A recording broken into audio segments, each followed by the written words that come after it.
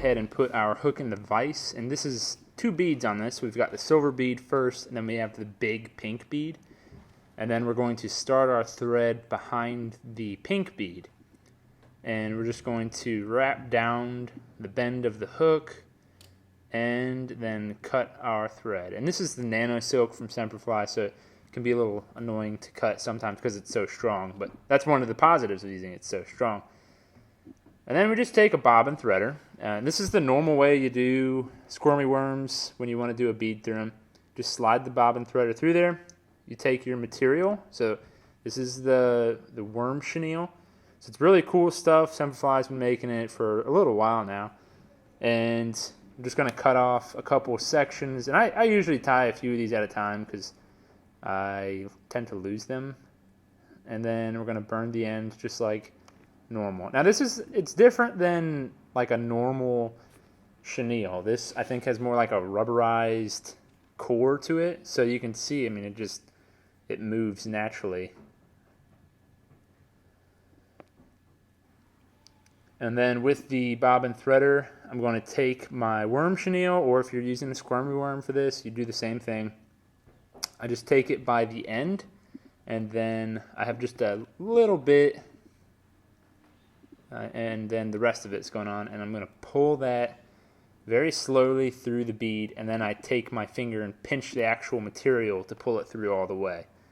And I did it here. I pulled too much on the threader. So I'll show you how to fix it if you do pull too much on the threader and it rips some of that chenille out. Kind of balance it out.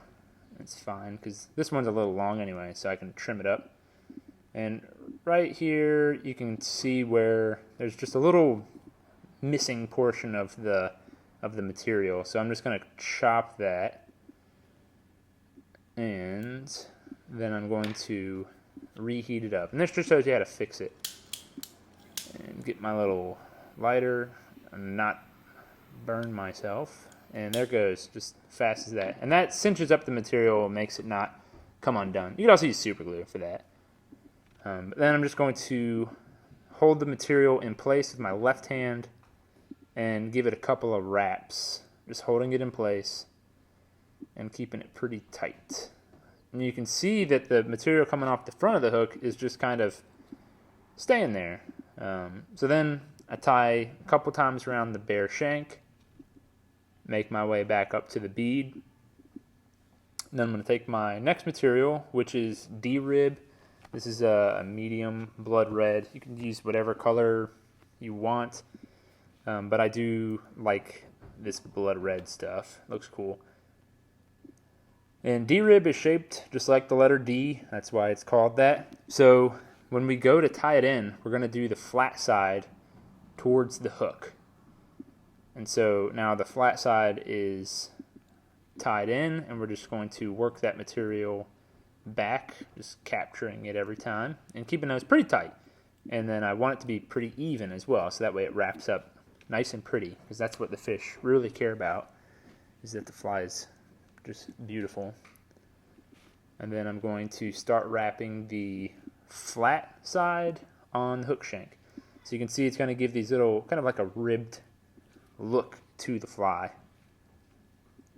And I'm going to wrap it up to the bead, and then I will tie that off with this thread.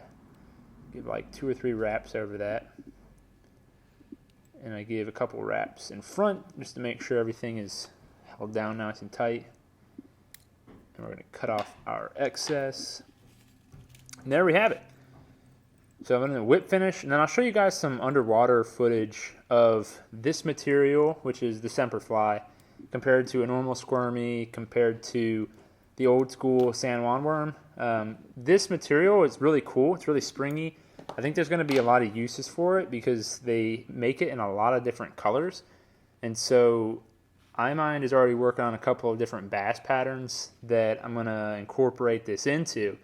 Because as you can see, I mean, you got a lot of color options, and you can kind of two-tone some stuff. So look for some future fly tying tutorials that'll have that. But this is an original San Juan worm. When you put it in the water, it just looks like a stick. You know, there's no movement to the material. It's just there. It just looks like a little branch. Now, undeniably, these things catch fish. Like, they have caught fish all over the world. They catch picky fish. They catch stock trout. You name it.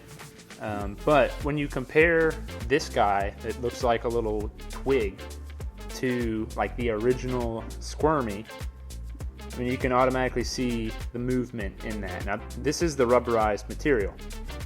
So you can see that both of those ends or both of those tails are just wiggling around like crazy. And the downside of this material that you're seeing now is it rips. I mean, this is basically like a soft plastic that people use for bass or crappie or whatever. And so it moves really well, but it doesn't last super long time. So that's where you get this material, which is the Semperfli worm chenille. And you can see it has a similar movement to the squirmy worm, but it's actually a chenille, so it's more durable, which is cool. I mean, it's gonna last you more fish. And you can see that the front end of that is actually really moving like crazy. The other thing to notice, if you play back those 3 clips, is all of them, the hook is inverted. So the hook is actually pointed straight up, which is nice for bouncing this thing across the bottom, which is what I'm doing here. And this was my like 3rd or 4th cast through the pool with just a single fly, just a single little tiny worm.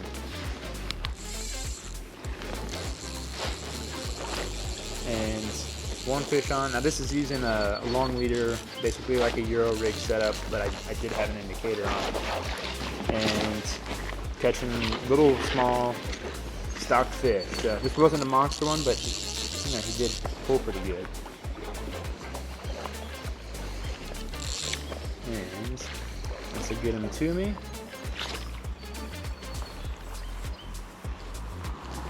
you will see little rainbow, pretty fired up dude. This was from this past Monday. So went out, fished a fly, caught a bunch of fish on it, and then said, I need to do a video of this fly.